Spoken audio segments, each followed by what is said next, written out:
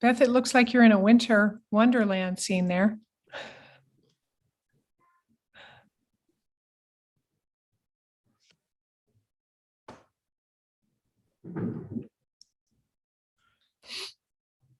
Oh, I was on mute and I was complimenting you on your azaleas, President Anderson. Oh, jeepers, thanks. These are on campus in the springtime. It's a picture I took. See the Boylan Steps over here? Yeah, it's one of my favorite, but I really should have an autumn image to rotate. This is a little too happy for this time of year. But it is pretty. It is pretty. I can't bear to give it up. Everybody. Hi there, James. Everybody. It's good to see everybody. Nice to see you. Hi, James. Hey, Al, how you doing? Pretty good. How are you? Living the dream in the good way with hope. That's Okay. Yeah. Good time to be hopeful. Yeah. Sure is.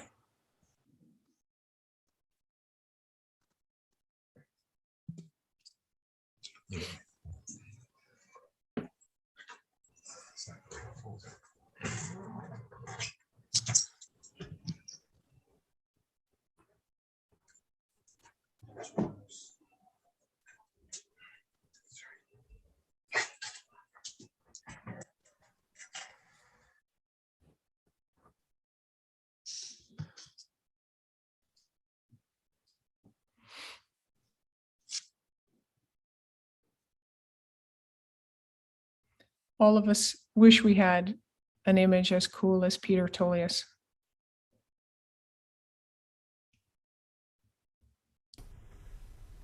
Sorry about that. Didn't realize that my video wasn't done. Oh, it's great.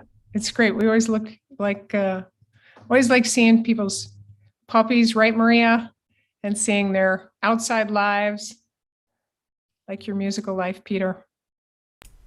Come see me in a bar some night. You'll like it even more. Sounds fun. Send us the info when you're playing. All right. We are live streaming this, so if you have any information about when your band's playing, Peter, we'd love to hear it.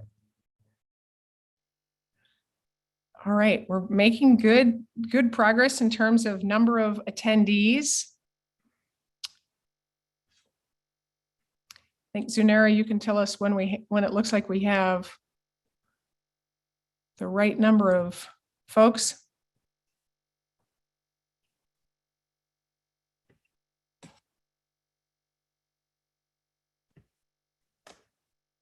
I think previous meetings running a little late, so the student government presidents and a few others are arriving. We will give them the opportunity to do so.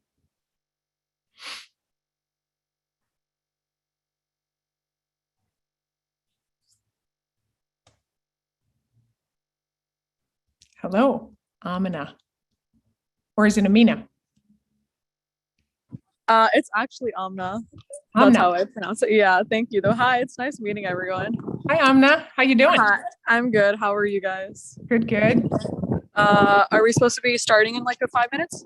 Yeah, we'll be starting in just a minute. We're ready to go, just waiting for a couple other members who are on their way. Okay, all right, that's cool then. All right.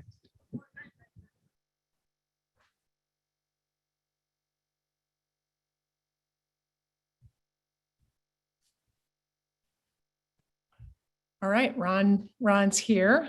I imagine we'll have a few more join us. Students are on their way. Great. Thanks, Ron.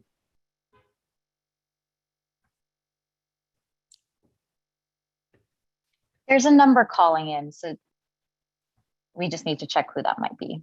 Okay. Is it a 347 number? The 646. 646, it sounds like it's from CUNY Central.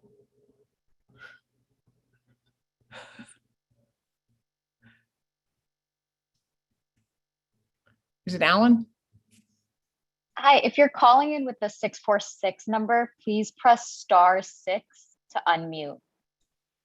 Hi, it's Tammy. Hi, Tammy. Hello?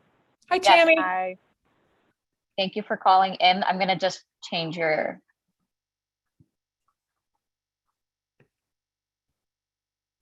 Okay, I'm going back on mute. Thanks, Tammy, for coming. Thanks, everyone. How are we doing? Zunera, we're good to start. Okay.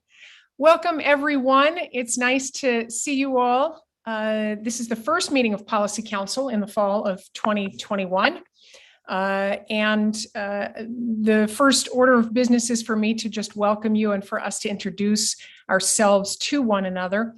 Ordinarily, I would give a little bit of a report, but this is mostly a ministerial meeting the first time round, so I'll table that. I do know that there may be questions, and so though it's not on the agenda, I'll stick around for some Q&A after the meeting in case, in particular, the students would like to ask questions. That would be, I'm certainly open to that.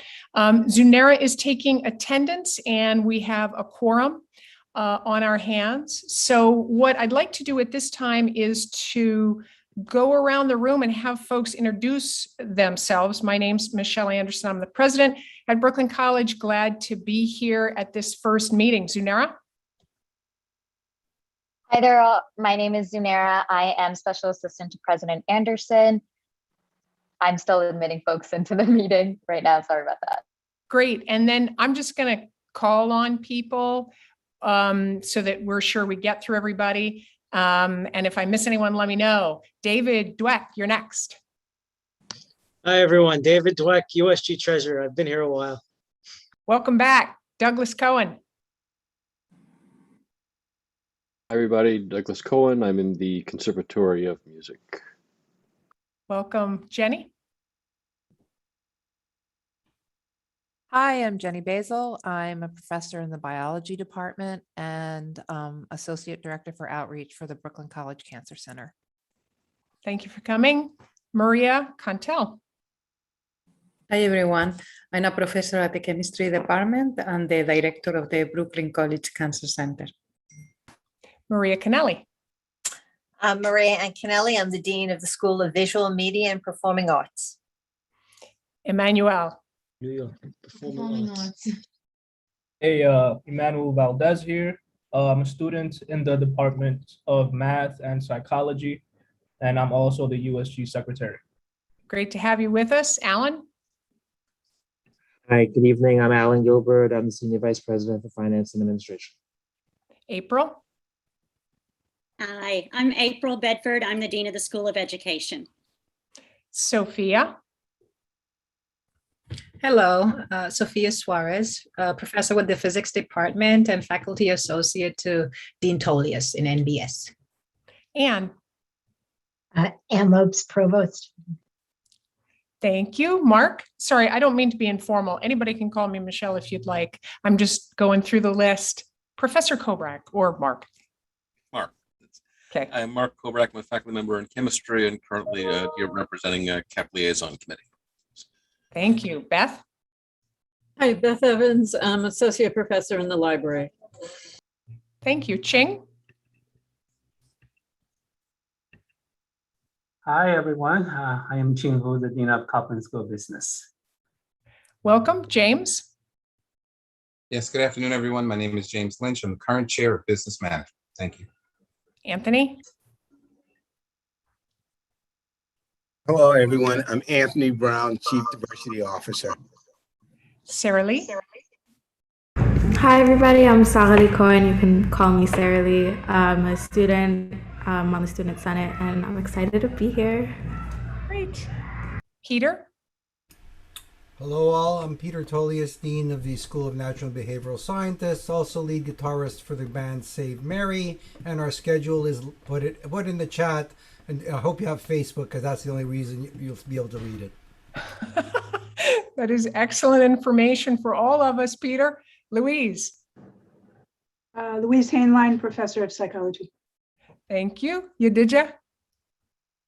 Didier Langsam, Chair of Faculty Council, Chair of the CIS Department. Hello, everybody. Ron? Hello, Ron Jackson, Vice President for Student Affairs. Aaron? Hello, everyone. Aaron, Co-President of Undergraduate Student Government. Amna. Hi everyone. Sorry, I'm like outside at the same time. My name is Amna Thark. I'm part of USG. It's my second year. I'm part of the Senate for USG, and yeah, I'm really excited to meet all of you guys. I'm a senior, by the way. Great. Tammy? Yeah. Tammy? Hi, Tammy Lewis, Associate Provost. Great. Namalanda? Dual commitments, secondary education department, and women gender studies. Thank you. Jana? Hi, everyone. My name is Jana, and I'm USG Press Director. Great. Lewis? Hello, Louis D'Amelio, graduate student organization president and student in the School of Education. Sorry, Louis. I said I added a little S on there. My apologies. All good. Jennifer?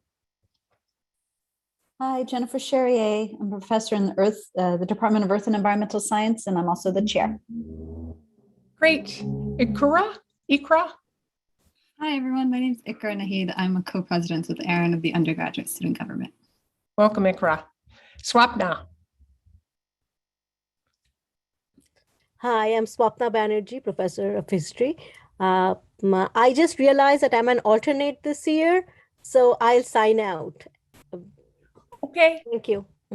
Thank you, Swapna. We hope to see you problem. again. Sure. Thank you. Hello, everybody, by the way. Okay, bye. Mobina? Mobina Hashmi, Television, Radio, Emerging Media, and on the exec of the Brooklyn chapter of the PSC. Welcome. Alyssa?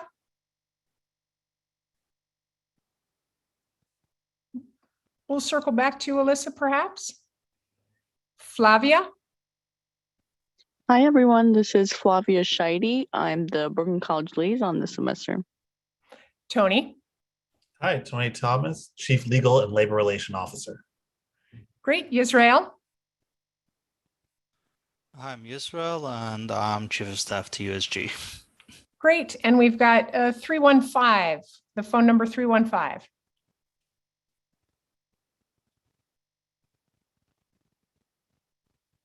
So Alyssa, are you there? Or no worries, no worries. You're multitasking. We all are. Thank you for that. MJ?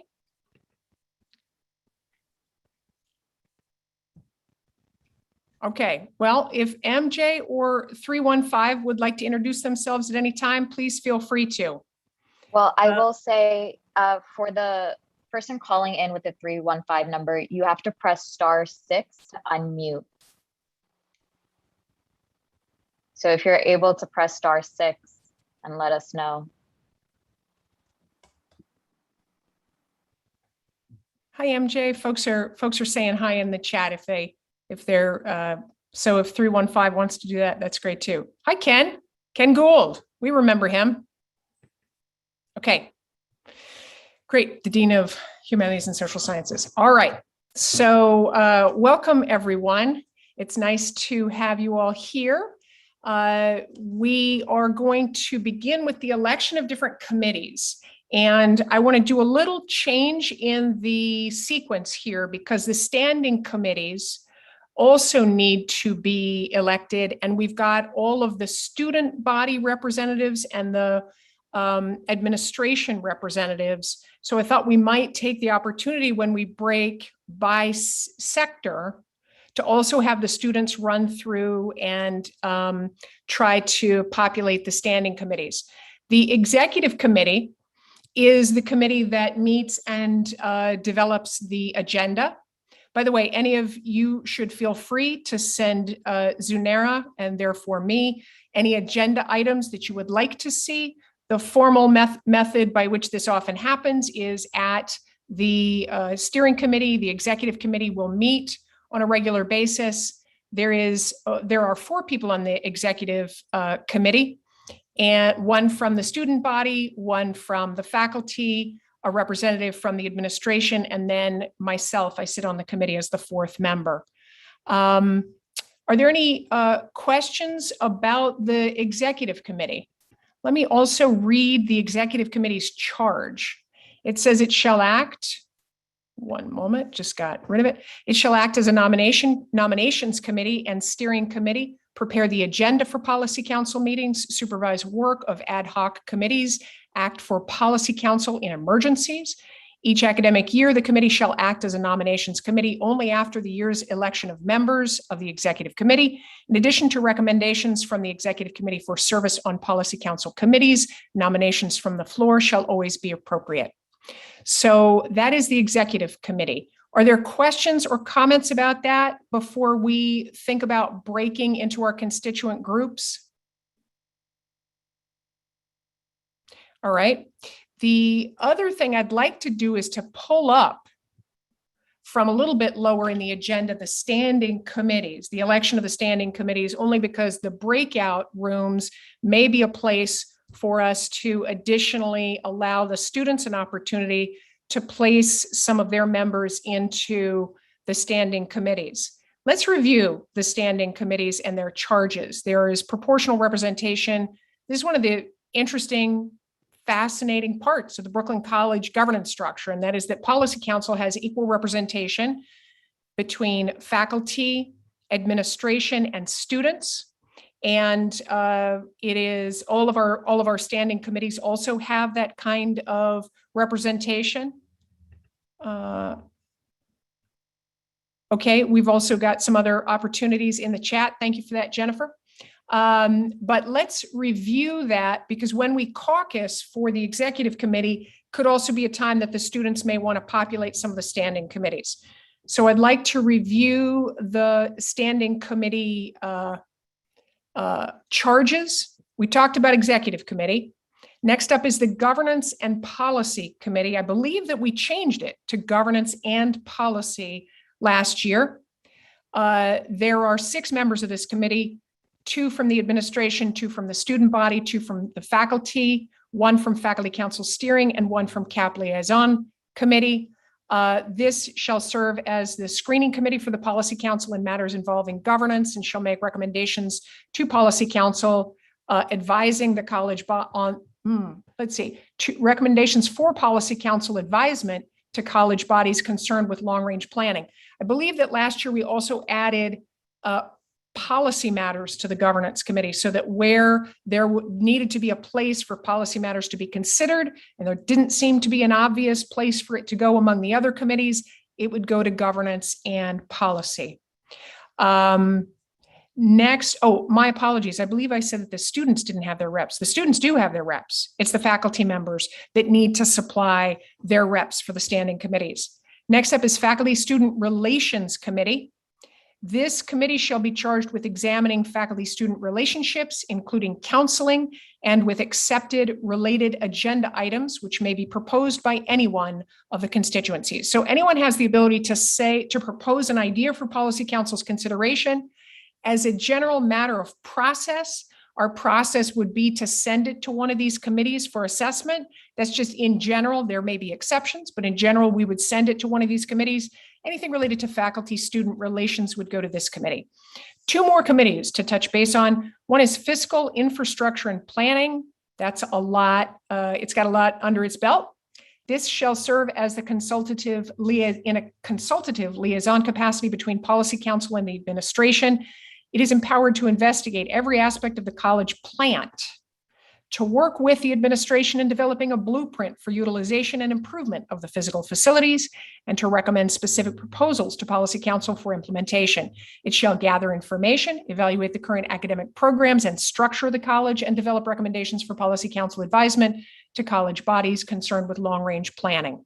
So this is interesting. It's not just the physical plant, it's also about planning for the future.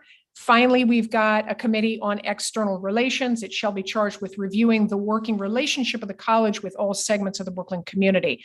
That is the larger world outside the confines of the college itself, and making suggestions for enhancing the image of the college within the borough. Often includes folks who are interested in how we market ourselves, what our identity is as a college, and how we communicate that to prospective students, how we recruit students, how we have relationships with community-based organizations, etc. Any questions about any of these committees, what their charges are, or what they might be doing here in the Policy Council? Yes, David. So not a question on the committees themselves, but you did mention that each of these committees are elected. I'm pretty sure it's only the executive committee that gets elected by the constituency. So then it is appointed by the constituent. Let's look at the bylaws. David, or has anyone looked at the bylaws on this question? Yeah, what does Article it say? IV, Section A1, the executive committee says that the executive committee, one representative each constituency elected by that constituency. The other ones are for at least the students. It's the student government president and their representatives. I don't know how the faculty or the administrators do. I think the administrators are listed specifically. I don't know about the faculty. So this is useful. This is useful. People, the constituencies can choose to vote and elect their representatives, or there can be an appointment process. So the faculty as a body will get together and decide on its process. Appreciate the detail on that, David. We will rely on you to continue to draw us near to our own bylaws. I appreciate that. We as a whole also vote on the executive committee. I believe that that's true. It's true. We vote as a whole. We vote on all the committees. Right. Once they're proposed Correct. by the constituents. Okay. Sophia Suarez is hilarious. The chat. It's distracting but fun. Okay. Let's get back to work. I'm not going to look at the chat. The chat's not formally part of this meeting, and probably I shouldn't be looking at it. All right. So what we want to do is we want to break into our constituent groups. I believe we have breakout groups by whatever process, voting or not. The constituent groups will slate people into their potential slots. Also of importance is the executive committee. That is one key representative that will be on this smaller body, setting the agenda, potentially functioning for the Policy Council in emergency situations, and being a conduit to your constituent team. So Zunera, do we have breakout sections ready to go? Yes, I'm ready to send folks. Everybody has a sense of what their charge is, and you have the document for the different committees, so you can use that to populate them. Okay? We'll go ahead.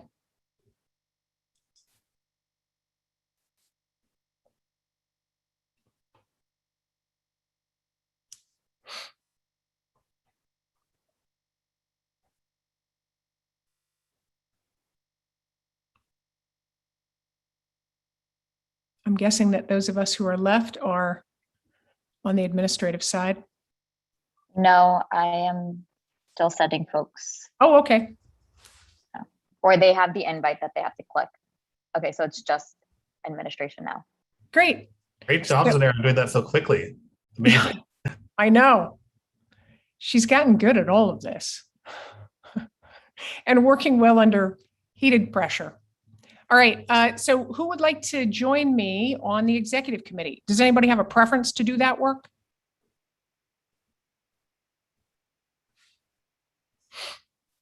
I'll say it's very exciting. I did it last year. I recommend it. Yeah. Michelle, I'll do it. I've gotten out of it all these years. So since I ended it last year, I'll give it a shot this year. Everybody agree to that? I don't know whether or not we're formally supposed to vote at this juncture. David Dweck, gotta love that. So I can jump into the other breakout rooms. And see how they're going? Yeah, 1 second. Okay. I don't have any objection to Alan doing it. In fact, I welcome it. Everybody else okay with it? Good, great. Thank you, Alan. You're welcome. And I think we are just waiting for, that's all we had to do on the administration side. We're waiting for the students to come up with an executive proposal and the faculty to come up with quite a bit. So we might be waiting here for a while. Anybody have anything they want to talk about? This is not a breakout room, so no. This is not a breakout room. It's recording as the central room. Good point. Thank you. I'll be right back.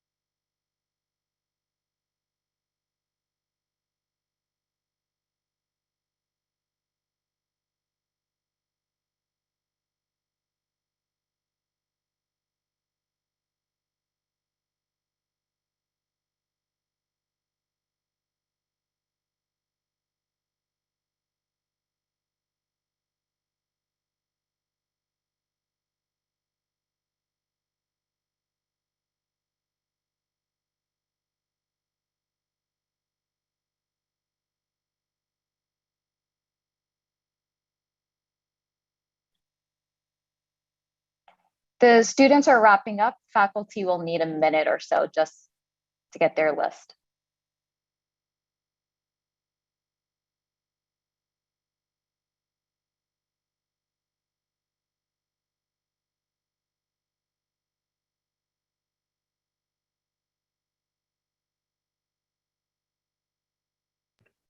Sunera, we are singing your praises. Not on the live stream. Yeah, on the live stream, we're singing your praises. Thank you for your work.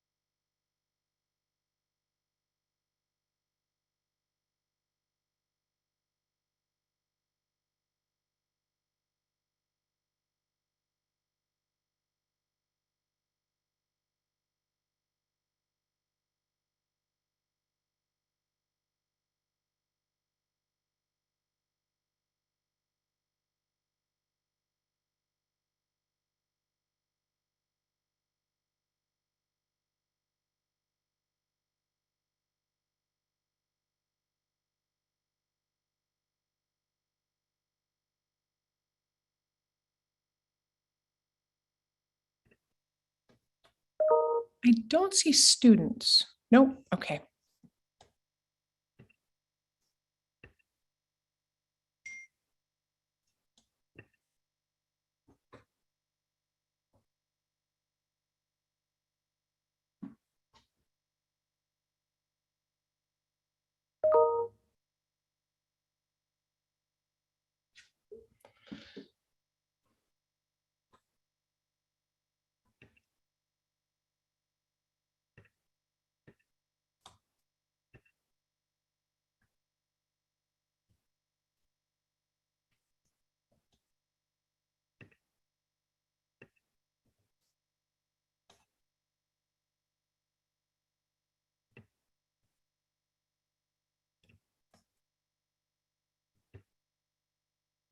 Susanera, maybe what we should do, we need to write down those folks that the faculty have selected as their representatives to each of the standing committees.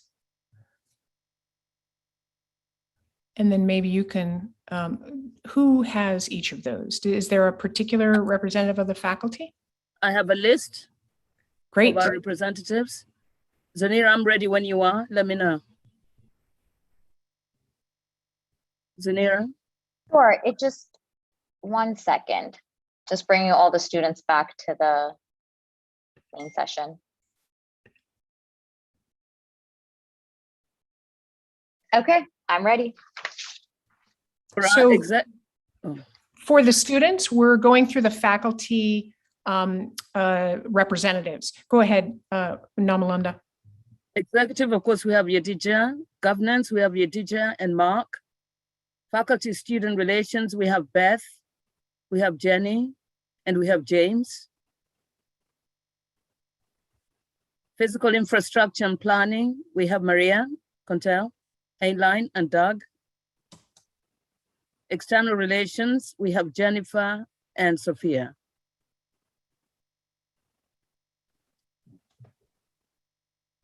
Did you get all that, Sunera?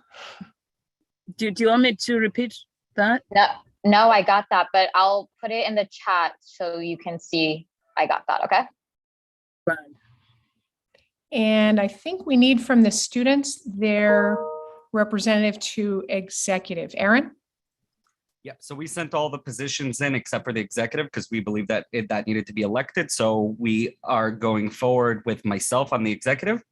And I have a small request. If possible, after we finish everything, can we also get the final standing committees? Well, not draft, but the final version of everyone, including the faculty.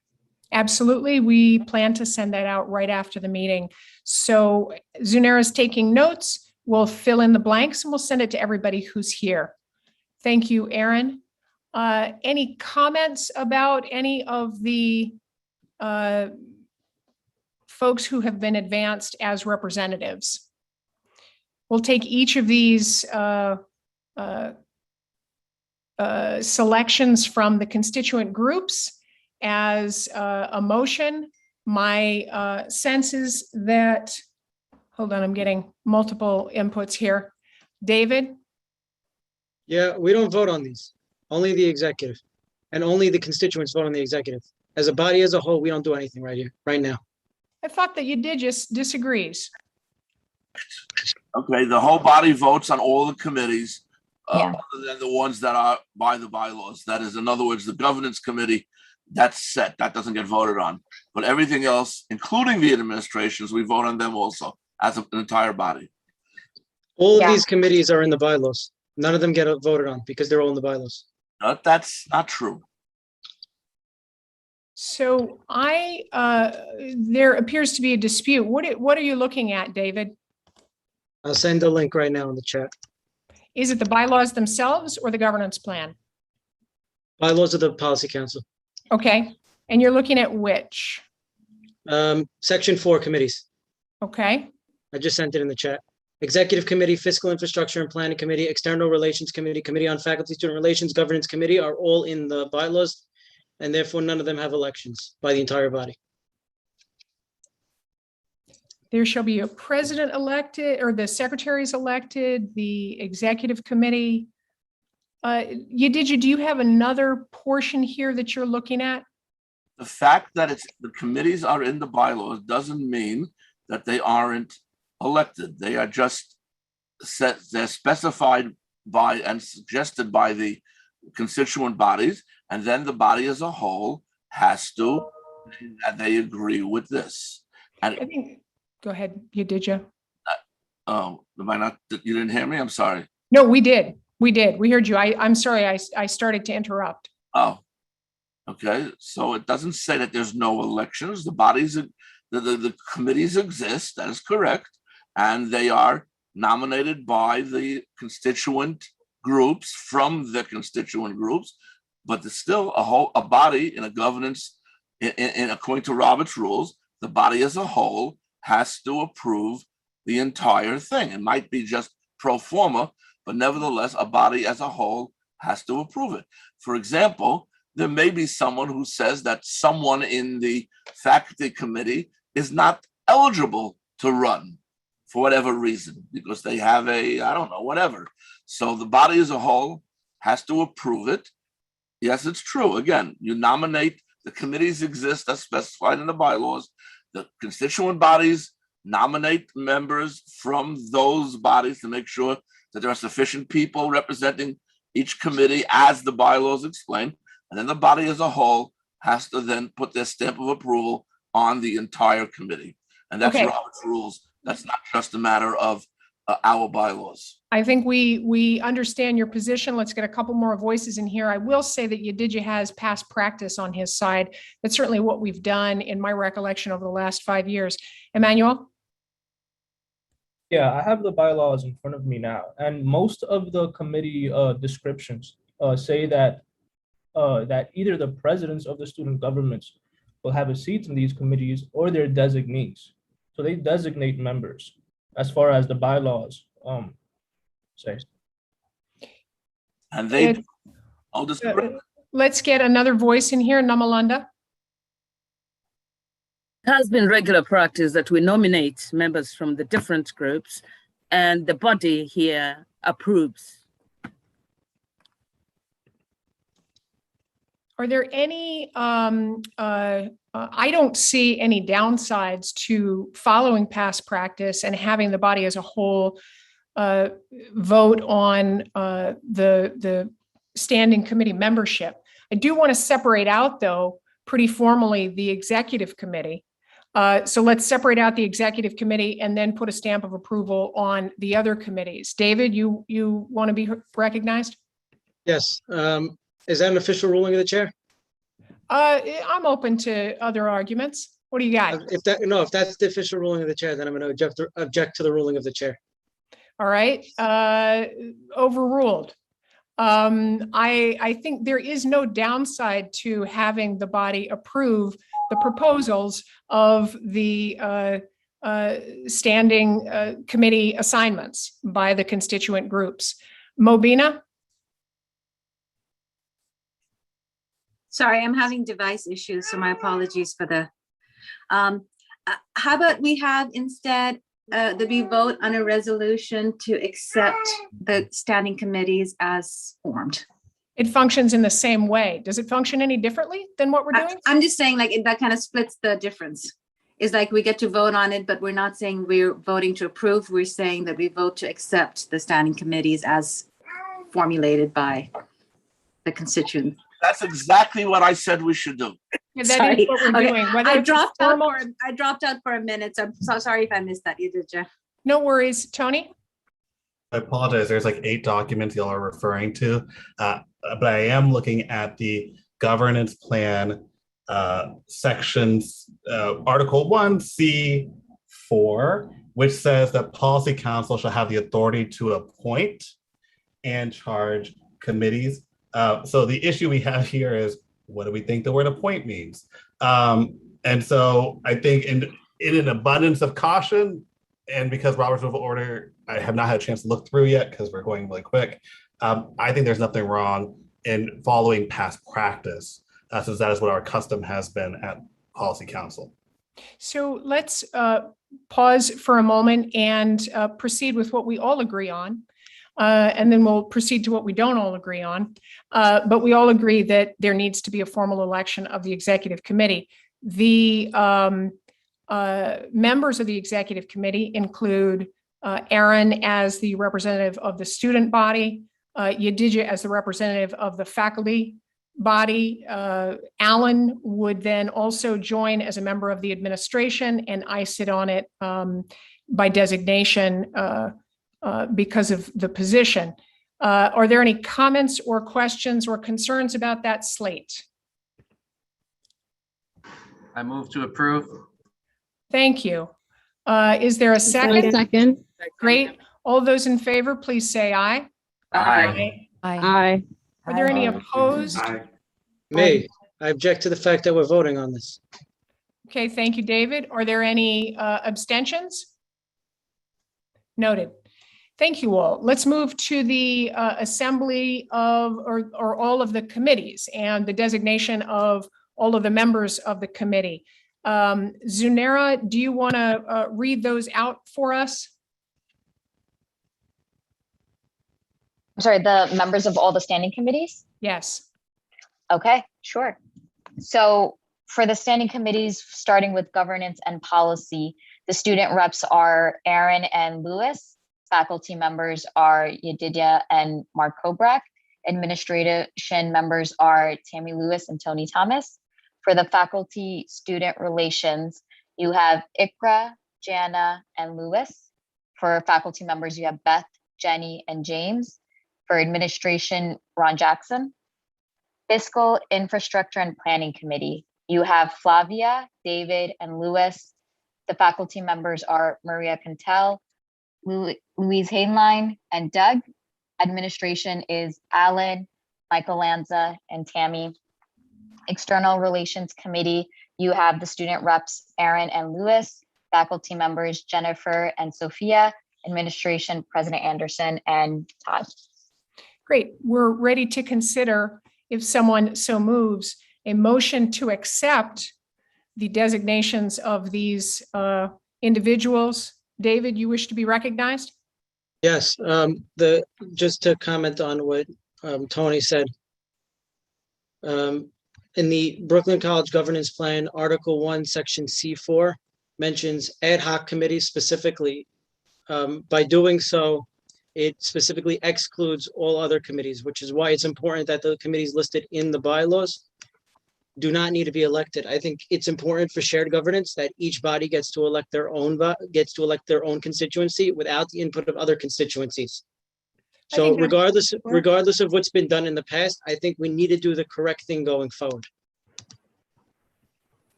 Tony? All right, so I have Robert's Rules of Order. I apologize for this long paragraph that I have to read out. Normally, bylaws provide either for the members of standing committees are appointed by the president at the beginning of his or her term of office, or they are elected by the group at the same meeting at which the group's officers are elected. Members of standing committee generally serve as the same period of time as officers of the organization. Since today, we just elected just now who is going to be leading the group, I would say we should vote on the standing committees based on Robert's rules. Yadidja, is that appropriate? He's muted. You're muted. That is appropriate. You are correct. So again, we're not voting to elect, we're voting to accept and approve the elections of the different constituent groups. Is there David, you wish to be recognized? Yes, thank you. Sure.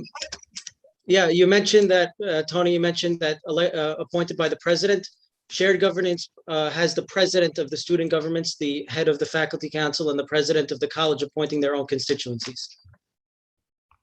And we're going to consider accepting those elections by the, and or designations by the leadership of the various constituents. I would like to object the ruling of the chair and take this to a vote of the body. Is there, does David's position garner tremendous support? Let's see. Is there support for that position? You would need a 2/3 vote to overrule the chair. Right, but this is a moment of, I'm opening it up for discussion. For clarification, David, there is no motion on the floor yet. So you're objecting to nothing. So once she has a motion on the floor for you to object to, then you can make your objection. But she called for the motion. We haven't gotten one yet. So your objection is premature. It's an objection to the ruling of the chair, which said that we're allowed to take this up to begin with. Aaron? I'm just going to say that moving forward, I mean, I don't believe that anyone from faculty or from the administration will vote any of our appointees down, but I'm saying in the future, I would like that next policy council possibly, that we will actually consider what David is saying over here and that we find the appropriate thing. As long as we're not voting down anyone from the student constituency, I don't mind us proceeding. So that's helpful. It's a helpful intervention. Why don't we take this issue? I think there is no one who's assuming that we're going to vote down the decision by the students for their representatives or by the faculty or by the administration. I think we should take the question of process for more in-depth analysis to the Governance and Policy Committee, given that David and a number of other students are particularly interested in having this taken a look at. It's not something that we need to delve more into today. I understand that there is some disagreement about process. We're going to take proper process for the future to the committee. Namalanda? But the nature of this very process involves a grassroots decision that then's taken up to a higher level, a supervisory level. We as students or faculty or administrations nominated those members. Nobody's going to pull them out. They were nominated by the group. And in the past, I don't know how far back you can go with your records, we've never had another group then come in and say, oh, pull out Namununda. We don't want her as part of the team. I think by the nature of this process, it's the people who nominate the person that we are now approving. It's a formality. So it's a good point, and I think there are some divisions of interpretation over what's necessary. There is not a threat right now of removing any body who's been nominated for their various positions. Let's go ahead and go through the process. In that case, I we've withdraw normally my gone motion. through. Thank you, David. The motion or the objection is withdrawn. We're moving forward. Is there a motion to accept the nominations from the various constituents? So moved. Second? Second. Thank you. All those in favor, please say aye. Aye. Aye. Are there opposed? David? Aye. Anyone else? Any Aye. abstentions? I'm sorry. Emmanuel Valdez also vote. Emmanuel, which direction did you want to vote? Nay. Okay, thank you for that. Are there abstentions? I abstain. Mobina. Mobina abstains. Thank you, everyone. I believe that the body has voted to accept the nominations for these various committees. The election of a secretary. So the secretary's job is to, just to clarify, wait, Aaron, did you have your hand up before? Did I miss you?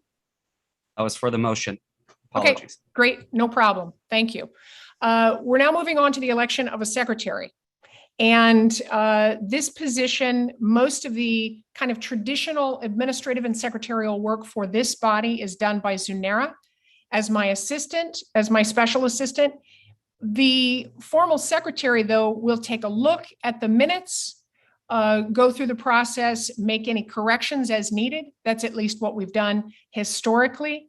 Would there be anyone who would like to volunteer to assume the position of secretary?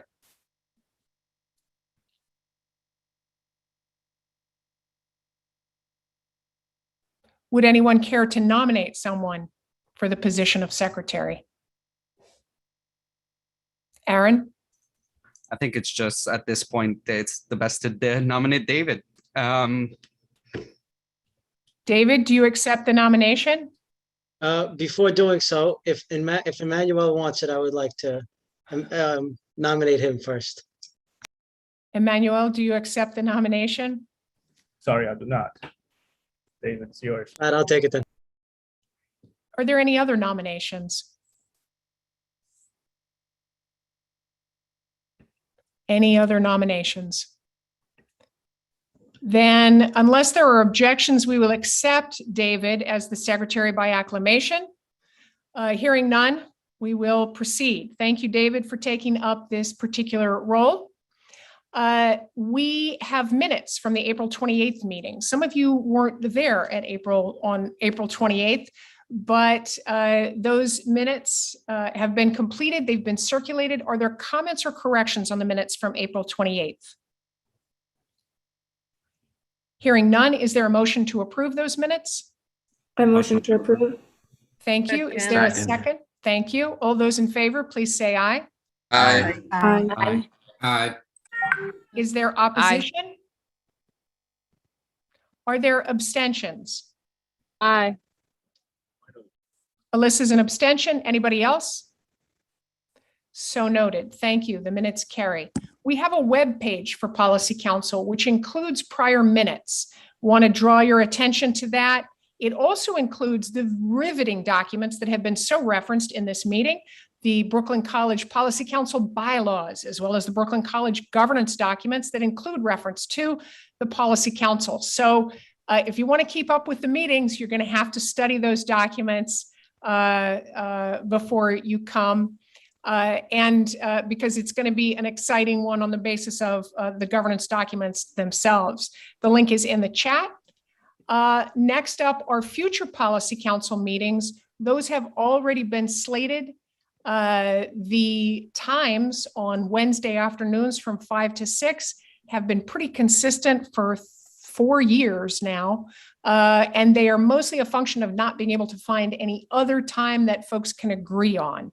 So these are the dates. They're all on Wednesday. They're all from 5 to 6.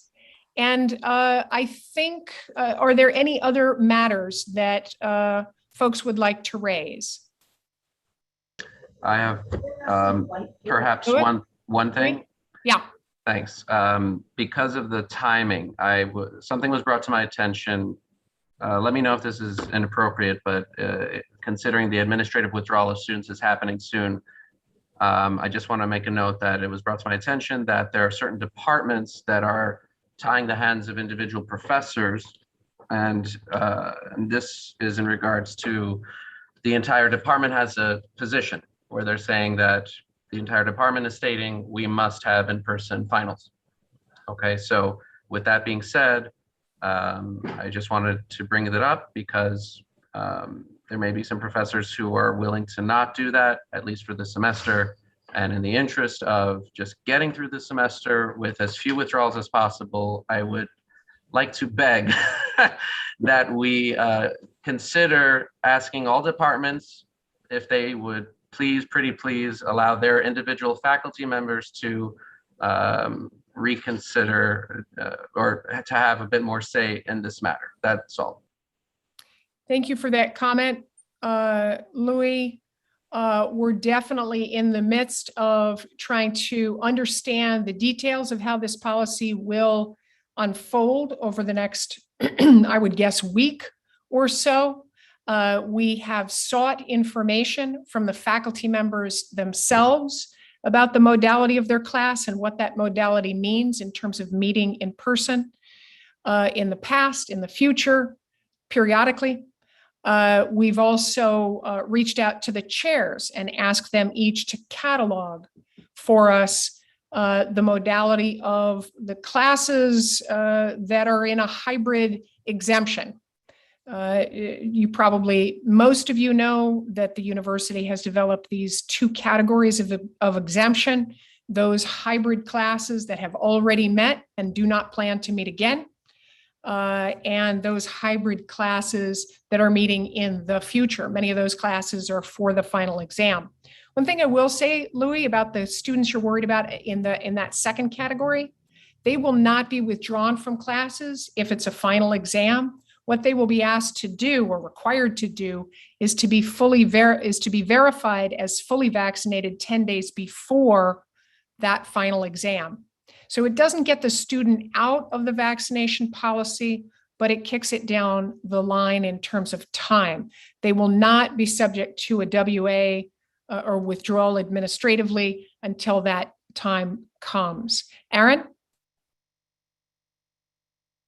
Yeah, I would like to add a little bit building on what Louis has said about the withdrawal. So very quickly, and I know that this might not be the best way to do it, but we passed a resolution yesterday, a joint resolution in the USG Senate and Cabinet. It was only signed today and we weren't able to send it in time for this policy council meeting, but it's basically a kind of like direct response also to your recent email that you sent to the student body with the two exceptions that CUNY has allowed, including what you just described right now with the final being pushed. The Senate wanted to comment about that, and I'm just going to drop actually both resolutions inside the chat. Some of the resolved over there are claiming that in the joint resolution, first of all, that in the future, so it's also commenting about this semester and about the next semester, that it is important to notify the students, and they're requesting the BC and CUNY administration to, for the next, whenever that's going to come out, that's probably, let's go say November, when the registration is opening, that it will be clear to students if they should register pending vaccination or whatever will be the requirements next semester, that the language also should be extremely clear moving forward when talking to the students, because most students do not know what's going on, and our email is flooded, and I know for a fact that also the BC administration's email is flooded with questions. So the information is not getting to students. And last I've heard from the administration, there's 2,000 potential students who might be dropped. This is before the exceptions, but 2,000 students are a lot of students, and we do feel the need to advocate for it inside to this body. And I'm going to yield over here. So we're nowhere near that number, Aaron, and we're working every day to clarify the students that we can take off such a list. We don't have anything final right now, and we're going to be working through the weekend to understand and ensure that things are terribly accurate. Withdrawing someone administratively from a class is not something you want to do on a whim. It's not something we will do on a whim. And in fact, we need CUNY's specific approval for any move like that. My guess is it would not happen before next week. And we really want to take the time to ensure that where the class falls into an exemption or where the student has an exemption, that those students are protected and they're not withdrawn from their classes. Although the student government may not have gotten the resolution in time to be considered by this body, I appreciate you posting it in the chat. I certainly saw an earlier version. I assume it's the same kind of thing. Saw that a number of days ago. Maybe it just feels like a number of days. Maybe it was yesterday. But we are working overtime to reach out to students personally, to talk to them on the phone so that they will understand the policy. This includes social media campaigns. Our attempts to talk to students and to help them understand the policy includes social media campaigns, emails from myself, emails from the provost, emails from faculty, asking faculty to email students in their classes, asking chairs to asking chairs to email faculty to email students, texts to students who fall, who are at risk, who we believe based on our records are at risk. I will say that we've gotten a flood. You're absolutely right. We've gotten a flood of inquiries. We are working, triaging those inquiries, trying to be as responsive to students as we can and trying to protect as many students as we can. We're not trying to protect students from vaccination. I want to make that very clear. We need to spread vaccination as broadly as possible. It is the fastest way to an even safer campus, to potential herd immunity on the campus, et cetera. But we do want to protect, we want to enforce the vaccination requirements, but we want to protect students who should not be withdrawn based on their classes that they're taking, based on the exceptions that have been provided. We're doing everything we can to make that list accurate and as small as possible, given the mandates that we face. Let me let a couple other folks speak to this. Namalunda, I think you were next. The way I had the question asked, it appeared as though the faculty member is accommodating, and I presume the administration may be as well. But somewhere in the department, a chair or a supervisor is telling them they can't accommodate students' requests. And that is not true, because re-entry policies have come down the pipeline from the administration and from CUNY. And I just wanted that to go on record. So it's not a chair going out there and saying you cannot do this or you can't do this. We're also following guidelines that are coming to us from up above. Thank you. I think that's an important point. Emmanuel? Thank you, President Anderson. I'd like for this body to consider and maybe advocate that I've also read the guidelines, and it says that faculty and staff are allowed to be on campus if they have a 7-day negative PCR result. And if that's the case, why not just bump down the 10-day time frame for students that triggers a potential WA, and just make it a 7-day delay and allow them also to come on campus with a negative PCR result. That way it'd match, like all the entire population would match in this sense. So I'm not quite sure, Emmanuel, what policies you're referencing. Historically, before the vaccination mandate deadline has come down the pike, folks have had to obtain a negative COVID test from a COVID testing policy center. But as the COVID vaccination requirement comes down to us, students are not going to be able to get on campus without being vaccinated. There are some exceptions. Those who have a medical exemption that has been validated and approved through process, those who have religious exemptions, those two groups comprise less than 1% of the applicable numbers. And then there are a handful of other small exceptional circumstances where someone, for instance, has completed their appropriate J&J vaccines or the Pfizer sequence before October 7th or by October 7th. And they will then have an additional 14 days to test. They will not be excluded from classes. There may be other exemptions that come down the pike and that we need to share with the faculty and the students, but that's where we are right now. Does that respond to your question, Emmanuel? Yeah, that was very, very informative. But just to clarify, are you saying that faculty and staff are also mandated to be vaccinated in order to be on campus? No, I'm not. The faculty and staff are not mandated to be vaccinated. There is a pretty high vaccination rate that we know of among the faculty, but they are not subjected to the same mandate. In part, they are unionized, and this is a negotiation between management and the union that may or may not proceed. But they are subject to a different set of requirements, not by virtue of anything we've said, but by virtue of the structure of the university. The students are not unionized and the faculty and staff are. Thanks, President Anderson. And that's why I'd like for us all to advocate for, since nothing is final yet, I'd like for us to advocate for this kind of equality amongst the entire population of the college. It seems contradictory to allow faculty and staff with week-old PCR results on campus while not providing that same right to students.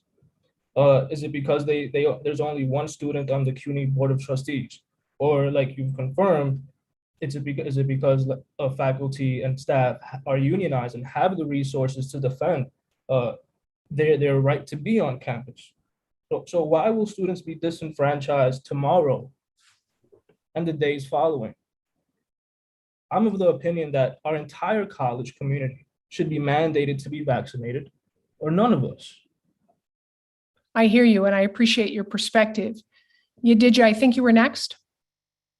Yes, so first I just want to echo, I know Namalinda is left here, but I would like just that student government should know not to blame everything on the chairs.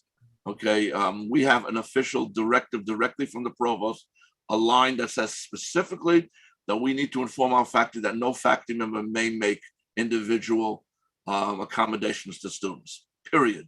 So that's what we're doing. Number two is, in fact, if you are asking people's opinion, I agree with the students. All the faculty should be vaccinated. And if they're not, they should be fired on the spot, just like all the high school teachers are in the city of New York, as well as all the hospital workers are. So you may have someone on your side, but I don't think that's the side you probably want to follow. And finally, we've just gotten additional directives that, thanks to students being vaccinated and finally taking it seriously, that we can now move additional classes that were supposed to be in person back on campus. And I've gotten directions now for an additional 5 classes, which I will inform my instructors that tomorrow they should start being in person, and exams will be in person. And if students don't want to come, I'm very sorry. Thank you for your perspective, Yadidja. Mobina. I just want to sort of, one thing is that the decision is sort of coming from the state for the vaccine mandate. So in terms of the mandate, sort of for the students, it came from the state. CUNY, so from the union perspective, CUNY has to take the initiative because the union is bound to represent all of its members. And if it takes a position, then it's sort of failing on that job. So CUNY has to take the initiative, and CUNY so far has not. Once CUNY takes the initiative, the union is more than ready to talk about the vaccine mandate and is sort of waiting for that to happen. I also want to point out to the students, echoing what Namalinda and Yadidja said, the 29th resolved in the resolution says that we call it to require professors to provide all students taking hybrid classes with clear alternatives towards fulfilling their course requirements. I have an angry cat, I'm sorry. Fulfilling their course requirements. It would be great if that included a recognition in there of the extra work that is for faculty to completely change modality and basically teach 2 classes. So for the students, she's making more sense than a lot of people do. She's got a clear agenda. She's unhappy. So just in the resolve, if in those resolutions, if there's sort of an acknowledgement of that there's extra being asked of the faculty, right? Just to sort of have that recognition of that. Thank you. Thank you, Mobina. We are past time. We have one more comment. Aaron, you're going to help take us out. Yep, I know that I don't want to repeat myself, but I'm just going to quickly respond to what Professor Langsam and Mobina and Emelinda have been saying. So we have been getting emails from students quoting professors with a recording showing that the professor said, I want to do the exam online, but my head of department is not allowing me to. They specify also the head of the department. I just want possibly, if possible, to reiterate it to department heads. I'm not naming names. I'm just saying in general, that's what we are getting from students who are quoting literally what the professors are saying, showing proof that that's what's being said. So I wish it was like that, but that's what I'm getting. That's the feedback that I'm getting. And that's all. Aaron, if you could forward a couple of those, because sometimes in your position, you get slightly different objections than we do. And it's always helpful. That's one of the great things about Policy Council is that we actually hear from one another. What are the challenges you're seeing from where you sit? What are the challenges we are seeing from where we sit? So if you could forward a couple of those to me or to Zunera, we can figure out whether or not we probably need to go back and again, make sure that we are accurate and that we're appropriate in terms of how we're proceeding on these lists. David, quickly. I do recall there a while back, but I haven't heard it in over a year, that there was originally a plan when we were returning to campus for students who have in-person classes to be allowed to take those classes online, attend their in-person classes over Zoom. I don't know where that went. I don't know what happened since the semester started because I haven't heard anything about that since last March. So some classes are in what are called high flex situations where students can opt to either be in person or online. Those are few classes. We're trying to ramp up the opportunities for those high flex classes in the future, but there are very few of them right now. And those, I just want to confirm those students are not being dropped if they're online. No. Is there any way for CUNY First to show that? That's a good question. Zunera, let's follow up on that. Has that come up or actually Anne, has that come up or Alan, the designation of the classes? I think they had to leave. We'll follow up on it, David. It's a good point. Sarah Lee, briefly. Yeah, just a question. So the faculty isn't required to have a vaccine mandate, but do they have the mask mandate?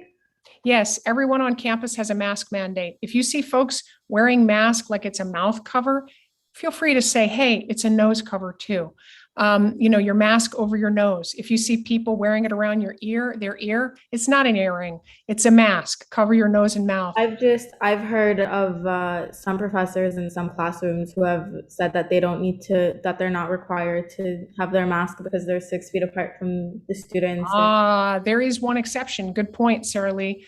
One of the very few exceptions is when a faculty member is fully vaccinated and they're lecturing in a class and they're more than 6 feet away. All of the students have to mask at that moment. And if the faculty member steps outside the classroom or comes within 6 feet, they're required to mask. But those are the exceptions that we have. Yadidja? Briefly, everybody, we're all past time. I just wanted to point out that I'm constantly announcing to my class that they must put on their masks. And there are students who refuse to do that. And I'm not the mask police, but I would certainly encourage security to come by to my class on Tuesdays and Thursdays from 10:10 to 12:15 and drag out any student who refuses to wear a mask. And there are quite a few of all communities and persuasions who do not wear a mask. And I tell them this every single class. So no, we're not going any further than this. Sorry, David. As we have said repeatedly to everyone in the campus, kindly ask people to wear their masks. And if they refuse, call security. Send the times of your class to Alan. Alan can forward them to public safety, and we'll try to get someone in to help enforce a mask mandate. Masks are mandatory on campus. There are very few exceptions. Please encourage people to mask. I am going to go ahead and make a Move to motion adjourn. to end this. Did I hear? Seconded. Yeah, There that we was go. David. Motion to adjourn, second from me. Thank you. All those in favor? Aye. Aye. Thanks, everybody. Take care. Thank you. Bye-bye. Okay,